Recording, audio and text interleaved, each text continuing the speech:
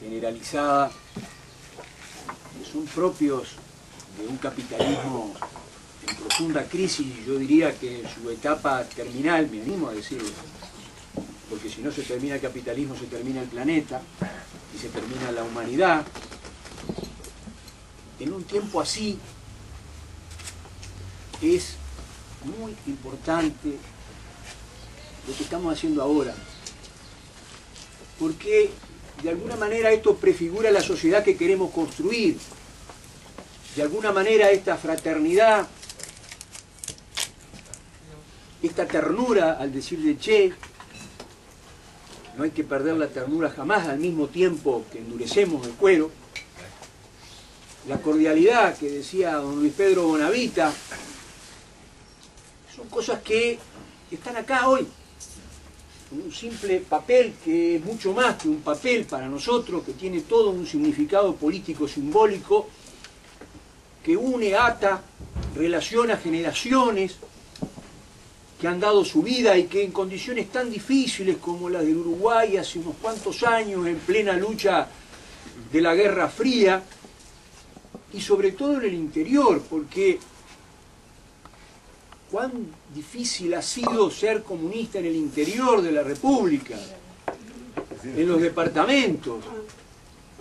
Aquellos viejos camaradas con sus cajones, siendo apedreados, siendo aislados política, social, económicamente, y que con ese cuero muy duro y sin perder la ternura jamás supieron permanecer, supieron porfiadamente seguir combatiendo para llegar hoy a este partido, al que le falta mucho para su meta, cómo no, pero que es un partido cada vez más grande, y al mismo tiempo este Frente Amplio que gobierna.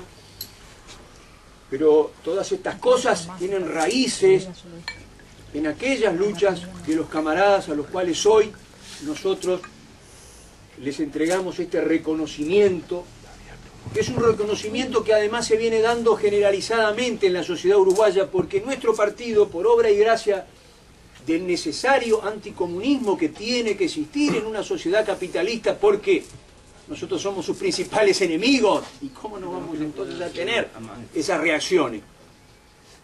Nos han querido burlar,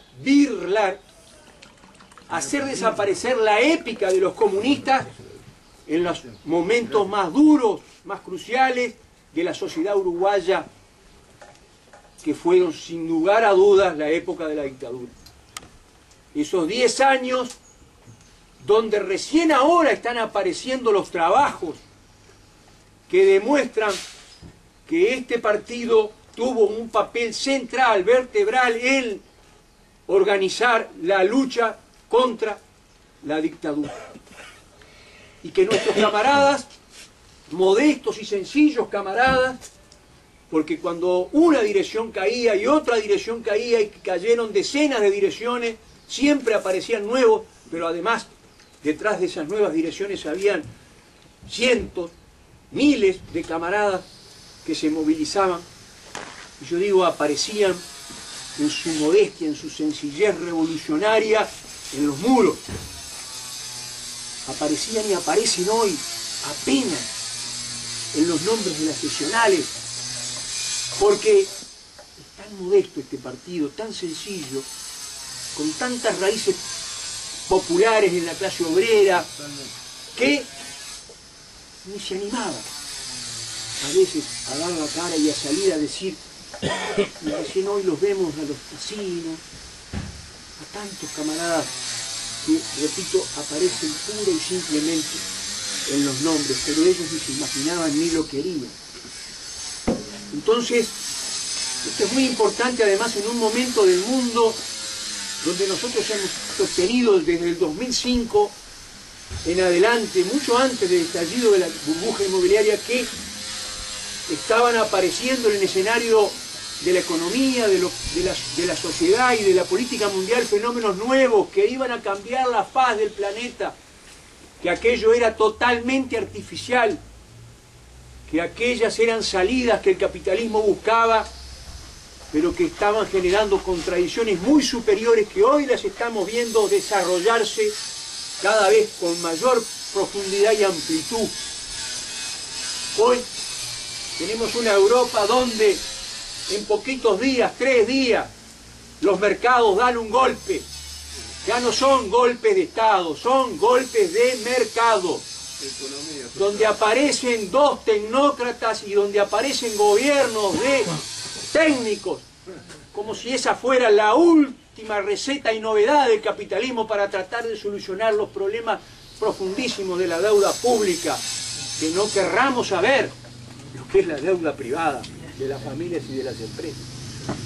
Entonces, en 2 días se arma un torbellino, un ataque sincronizado de los famosos mercados que nadie sabe quiénes son. Pero los comunistas sí sabemos que son una manga de mafiosos sin vergüenza, atorrantes y vivos que están detrás de estas cuestiones.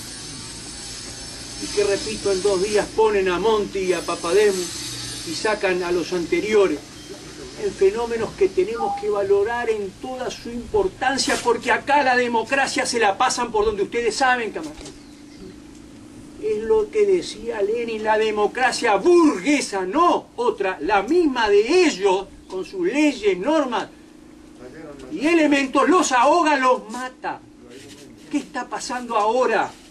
Ya no existe más esa democracia. Nosotros tenemos que decirlo con toda la fuerza a muchos de acá en Uruguay, en el debate político e ideológico que hablan de democracia burguesa, de democracia. ¿Y dónde está esa democracia? ¿Y qué dicen ahora de estos golpes de los mercados? De que en un día hacen desaparecer la posibilidad de un referéndum para que un pueblo se exprese como el griego sobre las tremendas consecuencias que va a tener sobre su vida la aplicación de las recetas del Banco Central Europeo, del Fondo Monetario Internacional y de la Comisión Europea, la famosa Troika, que tiene intervenido tanto a Italia como a Francia como a España, porque han tenido la desvergüenza hasta de reformar la Constitución en España sin más consulta que la de ellos mismos, porque jamás se había visto esto. Y creo que hay que aquilatar en toda su importancia reformar la Constitución, si será golpe de mercado esto, para establecer en ella que no va a haber déficit, que el déficit tiene que ser 0 para pagarle, por supuesto, a los acreedores, que ya sabemos quiénes son. Pero además dieron otro golpe porque también en España adelantaron las elecciones, que son hoy, pero deberían de haber sido el año que viene. Hace rato que viene gobernando, no, el pobre, tristísimo por su papel, por supuesto, Rodríguez Zapatero, y el mismo Rajoy, que son marionetas en torno a mercados que cada día van buscando una transnacionalidad de déficit 0, de ajustes fiscales enormes. Pobres pueblos europeos. Pero detrás de la escena, porque hoy está ocurriendo esto en Europa, pero detrás de la escena se está preparando para entrar a Estados Unidos. Yo creo que es bueno a veces visualizar como una obra de teatro estas cuestiones, y detrás del telón está esperando, porque recuerdan ustedes la opereta que se armó en el mes de agosto con el tema de la deuda, que se pagaba, que no se pagaba, que el Tea Party, que dominando y devorándose a los republicanos, la extrema derecha de Estados Unidos.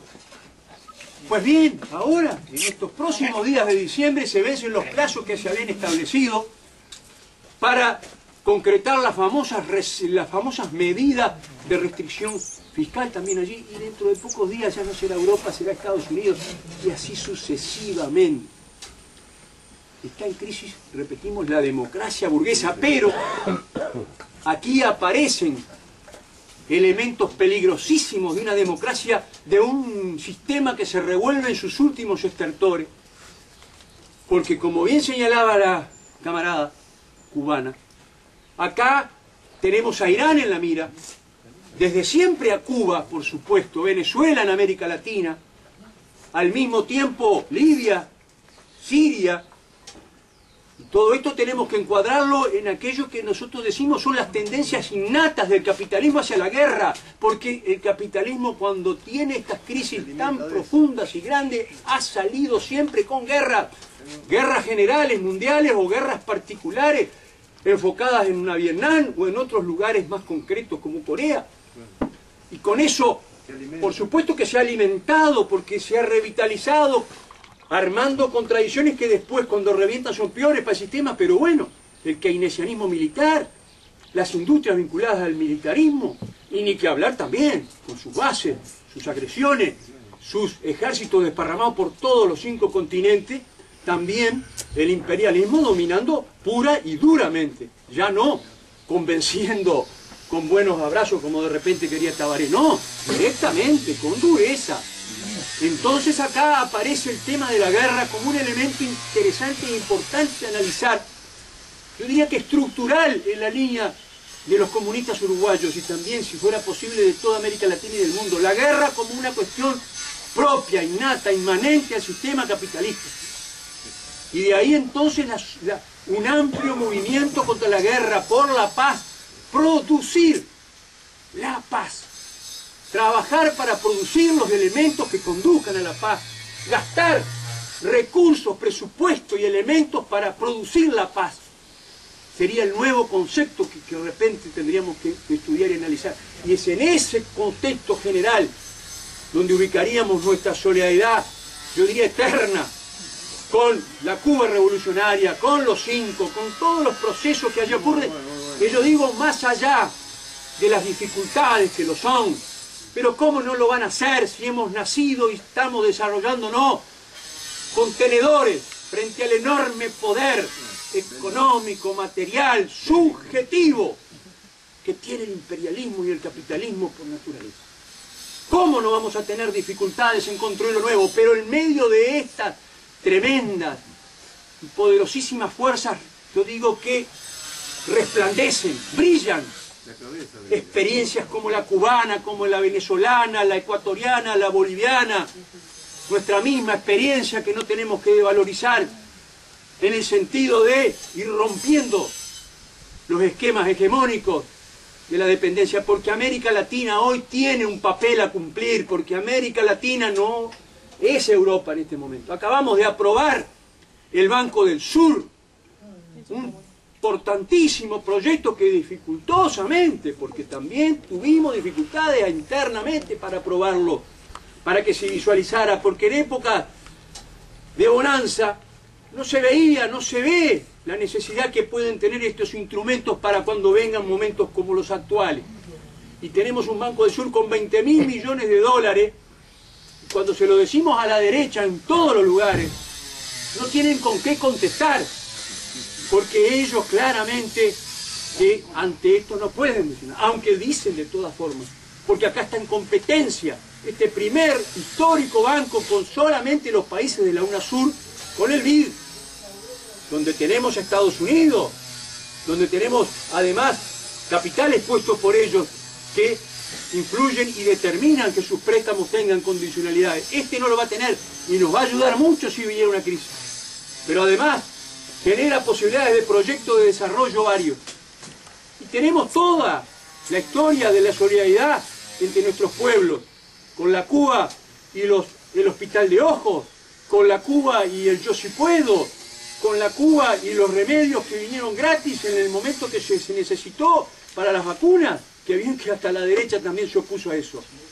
Pero ni que hablar, daría para todo el día hablar de Venezuela y lo que nos ha apoyado con ANCAP, y ANCAP son el Portland y las barcazas y Bella Unión y el biocombustible y cuantas cosas más que se han hecho porque Venezuela nos está apoyando a muerte y diríamos económicamente. Entonces, solidariamente, acá estamos en un momento importantísimo. Yo decía entonces, la democracia burguesa que desaparece.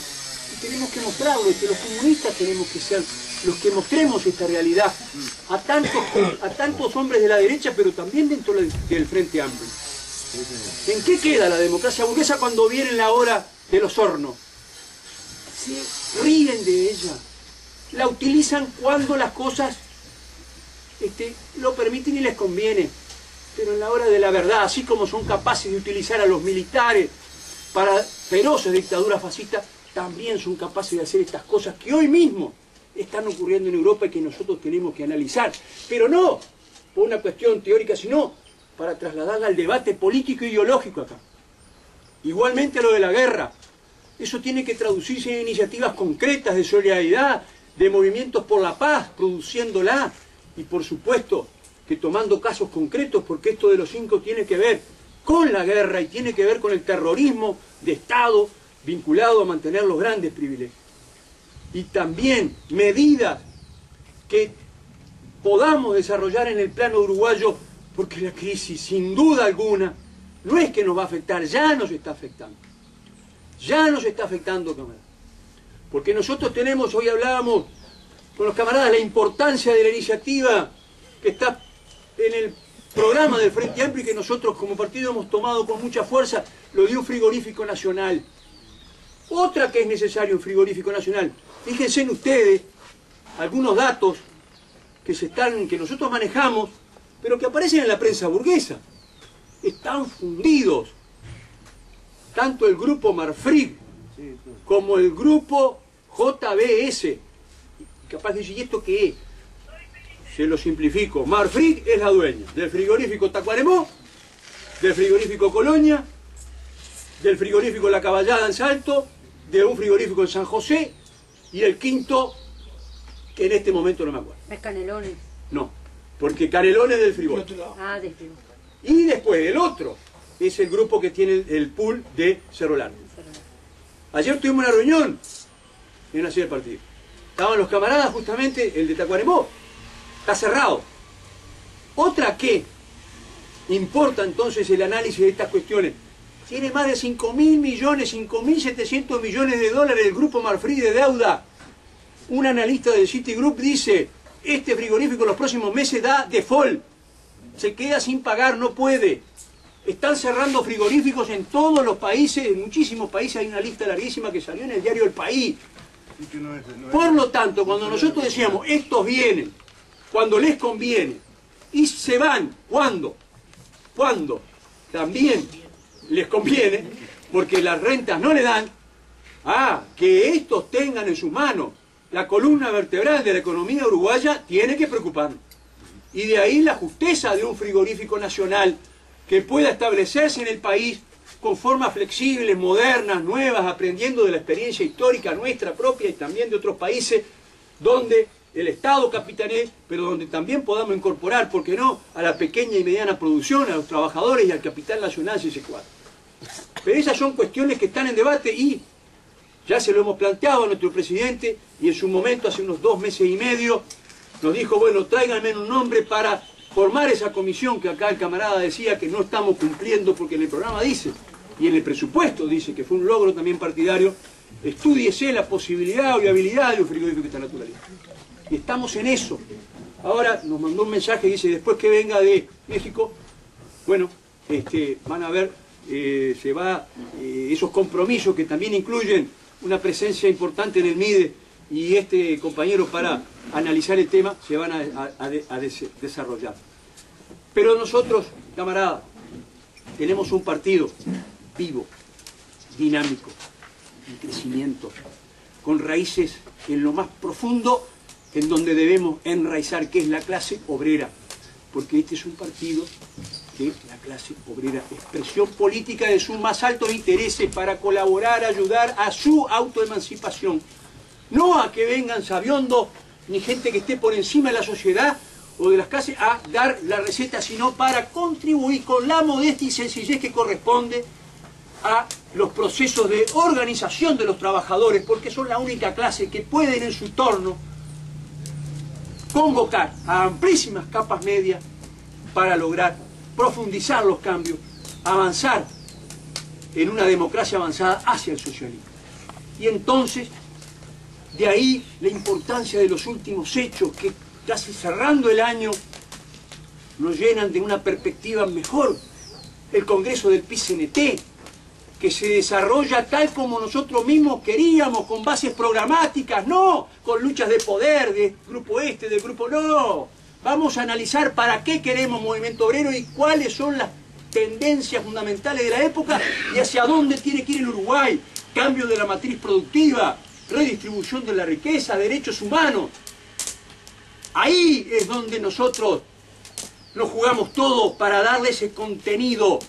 Y creo que lo logramos porque están apareciendo ahora los materiales de la discusión de la comisión de programa y son excelentes materiales que hay que estudiar y diseminar por todos lados. Después viene la otra historia, que no deja de ser importante en materia de correlaciones de fuerza, y donde nosotros hemos salido fortalecidos allí, en los lugares donde, diríamos, en la mesa representativa y el secretariado. Pero hay otras cosas que nos hablan, nosotros decimos, sin lucha popular, sin movilización, sin clase obrera y capas medias movilizadas. No puede haber un proceso de cambio en ningún lado de este mundo, y menos en Uruguay. Y de ahí entonces la importancia que han tenido procesos como las elecciones en Adión, procesos como las elecciones mismas en salud pública y los avances allí logrados, procesos como la huelga general de la UNRWA, del metal, que fue un ejemplo desde todo punto de vista de cómo deben de procesarse estos caminos de lucha y al mismo tiempo de capacidad táctica flexible para llegar a los niveles donde hay que acordar. Porque allí además es una huelga que tuvo 17 meses preanunciada y se preparó, no fue casualidad, ya se venía preparando por parte de los camaradas. Ya se venía preparando por parte entonces de los camaradas y su influencia en el conjunto de los trabajadores. Porque si no lo trabajás de acá y también del bolsillo para acumular las necesarias reservas mentales, subjetivas y objetivas para eso, es mentira que tú estás trabajando con un grado de planificación y de seriedad revolucionaria. Y se preparó, y cuando la lucha comenzó y la quisieron encerrar en medio de las fábricas y quisieron llevar a los tribunales y judicializar la lucha, con gran capacidad táctica los camaradas salieron para afuera y establecieron cantones y establecieron campamentos donde la lucha siguió con trabajadores organizados.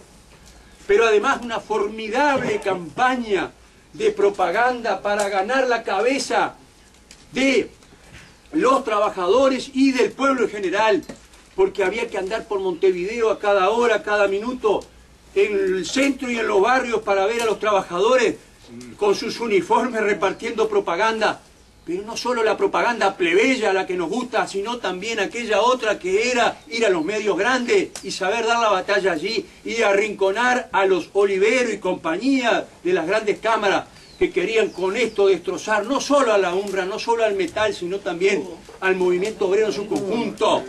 Esa era la importancia, y entonces ahí aparece cómo se rodeó de solidaridad los comités de base, juntando aquellas necesarias kilitos de cosas para llevar, el compañero aislado de cada barrio también, ni que hablar, las agrupaciones del partido poniéndose de cara, los estudiantes retomando experiencias muy importantes para ellos, sí, haciendo colectas y viendo cómo era la lucha obrera, no ya como se cree que es la lucha obrera. Y ni que hablar también la capacidad entonces de rodearse de un conjunto enorme y el papel del partido, que culminó el otro día con una actividad que tuvimos el miércoles en la 20, un homenaje que hace el partido al metal, o mejor dicho, perdón, el metal al partido, era al revés, porque fue así, el metal nos hizo un homenaje al partido para reconocer la importancia que tenía, que tuvo nuestra organización en la solidaridad, porque también solidaridad era carta, todos los números, sacando las fotos y los reportajes de nuestros trabajadores. Y yendo, por supuesto, a cada uno de los lugares. Entonces, decimos nosotros que esto es fundamental. El Zunca, me olvidaba, la formidable elección del Zunca batiendo récord de participación. Cuando ellos se apostaban a que fueran apenas miles, fueron 29.000 trabajadores. Un récord. Y bueno, también sí, nuestra lista, él está repartiendo, nuestra lista que logró un formidable triunfo con más del 60% de los votos, y que el otro día, el jueves, hizo una cosa espectacular en cuanto a la cantidad de gente que había. Llenaron el Sudamérica, pero llenaron las calles con una asamblea extraordinaria que acaban de hacer masas de obreros jóvenes, porque acá todos estamos preocupados por los recambios, todos estamos preocupados por las juventudes que se integran o no a los procesos, porque sin eso esto queda como cosificado, no porque los que tenemos más edad seamos, no, porque ahí no está la cosa, pero sin duda la cosa está en lograr que las distintas capas o generaciones que vienen después de nosotros se incorporen, porque esa es la tarea. Si no, después, ¿qué pasa? ¿Qué? Esa es una gran y sencilla preocupación que tenemos que tener. Y acá entonces, miles de trabajadores jóvenes llenando 18 de julio, aquel día formidable, donde al mismo tiempo logramos derrotar de un modo mucho más importante de lo que pensábamos, porque realmente hay cosas a veces que aparecen en la vida política que no la teníamos tan prevista, no nos creamos tan sabiondos, ni tan maquiavélicos, porque no lo somos. Acá aparece una solución para el problema de la impunidad que nosotros no la veíamos tan fácil, porque hasta pocos días antes había 3 o 4 proyectos en danza y el Frente no se ponía de acuerdo. Pero claro, yo pienso que acá trabajó mucho, ¿saben qué? Aquellos 100.000 uruguayos que hicieron su presencia el 20 de mayo de este año, después de la tremenda decepción y golpe que nos llevamos todos al no aprobar la ley interpretativa. Yo creo que eso era el trasfondo que estuvo presente. Y ahí, sobre esa base, sobre ese abono, sí hay que reconocer el papel de nuestros camaradas, como no también en la comisión del Frente Amplio y de Broveto, que hacen un muy importante trabajo de visualizar que era necesario estratégicamente tener esta solución, porque si no nos íbamos todos al horno.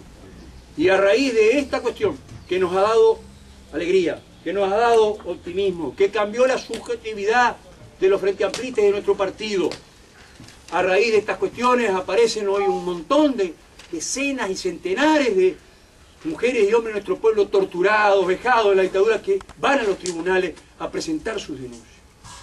En un proceso de avance en la otra gran línea de trabajo que teníamos, que tenemos, que es en derechos humanos, en verdad, justicia y memoria. Todas estas cosas se unen ahora sobre fin de año con la aprobación del impuesto a la tierra, al latifundio. ¿Será poca cosa? Sí. ¿Son 60 millones de dólares? Sí. Pero desde lo político simbólico, que nadie puede negar que es importante. La primera señal capaz que da el Frente Amplio en los 2 periodos que llevamos gobierno de que algo queremos ponerle. Lo dice Sanguinetti. Y lo dice Sanguinetti, al latifundio, a los que están ganando mucho. Y se revuelven, pero no todos, porque hemos tenido una sabiduría quizás también. Tenemos a la Comisión Nacional de Fomento Rural y a los pequeños y medianos productores que ella agrupa del lado nuestro apoyando ese impuesto y cosas más. Porque el año que viene deberá ser el año de ponerle límites a la propiedad de los extranjeros en la tierra del Uruguay, en cada departamento y también sobre las zonas fronterizas por cuestiones estratégicas de soberanía, donde hasta los militares en algunos casos nos acompañan con documentos que hablan de que está en juego la soberanía nacional, porque además no es solo el recurso tierra de donde sale la soja, la lana, la carne, sino también es el agua que está abajo y todas las riquezas que ello tiene, que evidentemente serán cada vez más escasas y por lo tanto cada vez más prepoteadas por el imperialismo. Entonces digo, estas tareas son las que tenemos por delante, en medio de contradicciones, de idas y vueltas que no nos asombran, porque nuestro gobierno es un gobierno pluriclasista, donde no solo está la clase obrera, que puede tener más firmeza, más, diríamos, capacidad de tomar las medidas sin vacilación. También hay capas medias que vacilan, que van para allá, que sienten lo que dice la derecha, lo que dice el país, lo que dice la Rañaga, y empiezan a moverse para un lado y para el otro, propio de, no nos sorprende, está en la naturaleza misma de las clases sociales, de las capas medias que son nuestras necesarias aliadas. Por eso la unidad del Frente Amplio siempre, pero comprendiendo estas cosas, un partido que empuja, un partido que habla cuando tiene que hablar, no más, aunque a veces lo hemos hecho de más también, sí, pero un partido que está ahí combatiendo el TLC con Estados Unidos, combatiendo el Tratado de Protección de Inversiones con Estados Unidos también, combatiendo esta tremenda extranjerización de los medios de producción fundamentales del Uruguay, un partido entonces que empuja para seguir avanzando y que ahora tenemos los problemas de la educación, porque ahí se nos mete el diablillo de la Rañaga dividiéndonos, se busca apropiarse, como viene hoy en el diario El País, de la bandera de los cambios en materia educativa, sin por eso dejar de ver nuestros propios retrasos, nuestras propias dificultades, que las tenemos de propias nuestras como partido y también propias de los compañeros del Frente Amplio, pero buscando siempre el análisis más profundo, porque después de la dictadura y del desastre que fue socialmente para el Uruguay esos 10 años, con más de 1.300.000 pobres y 330.000 niños que no comían todos los días, ¿cómo educarlos? Y del desastre que significó para la educación los recortes presupuestales, el barrer con profesores, el barrer con la formación de nuestros maestros y de profesores. Remontar eso, no lo decía una vieja camarada,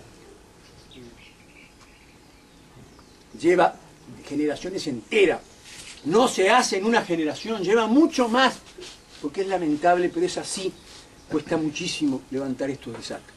Entonces, en medio de estas cuestiones, nos espera un año importantísimo el que viene. Hablábamos ayer, comunista, como no vamos a hocicarle a la burguesía, como no le pedimos recursos a las empresas, aunque pudiéramos, para que nos den $100.000, que nos darían. A lo máximo que llegamos a veces en alguna comida a pedirle un ticket de $200 al que quiera, sin compromiso ninguno. Con eso vamos a las elecciones. Que muchas veces se dice, el partido tiene fuerza en el frente, el partido tiene fuerza en el movimiento obrero, cada vez más en el movimiento estudiantil, cada vez más en las distintas capas sociales que se mueven y activan la vida de este país. Pero llega la hora de la elección y tiene un solo senador y un diputado. Y es cierto, pero también nosotros decimos que nos cuesta hacer la síntesis. Es cierto que nos cuesta hacer la síntesis política, tanto para afiliar como tanto para que después nos voten. Pero digámoslo también, que nosotros vamos a las elecciones con un tenedor, porque mientras otros gastan centenares de miles de dólares o millones de dólares, porque hoy todos hablamos de la importancia que tienen los medios para vender cualquier producto. Si yo quiero salir a vender porque hago el mejor producto, este vaso el mejor de todo el mundo, y no pongo televisión y radio y diario, no lo vendo.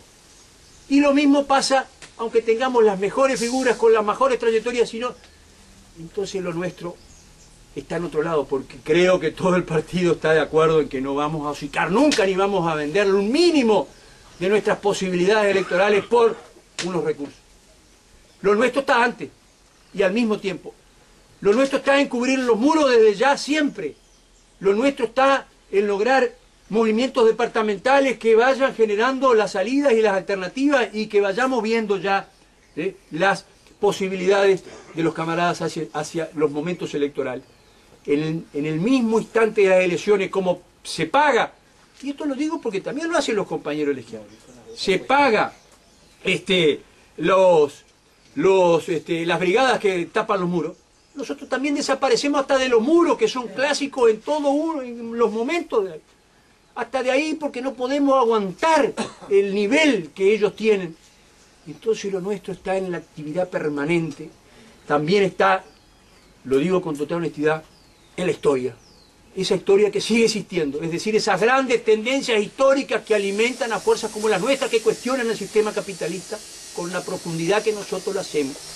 Sí, todo indica que en medio de esta brutal descomposición, de esta barbarie generalizada, de este ataque tremendo hacia la naturaleza y a los hombres en esta etapa final del capitalismo, nosotros, los partidos comunistas, el Partido Comunista de Uruguay, el de Cuba, el de América Latina, los movimientos que significan cambio, cada vez nos vamos a ver más fortalecidos. La historia juega a nuestro favor.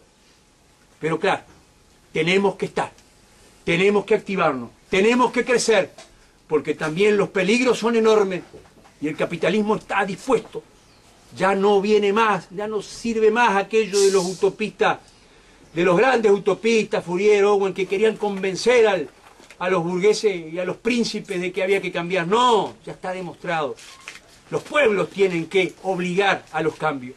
Y en ese plano entonces saber que los enemigos están dispuestos a las peores cosas para mantenerse en el poder. Por lo tanto, lo único que nos salva es, sintetizando, la fraternidad, la organización y por siempre es la lucha. Gracias, camarada.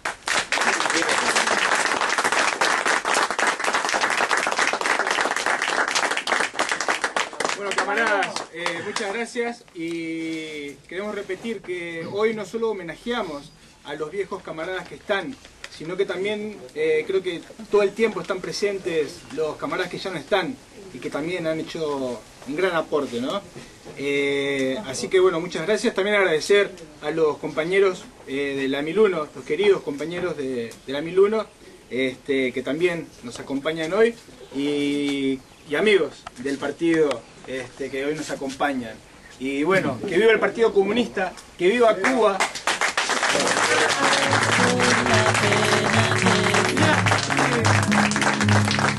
Yeah.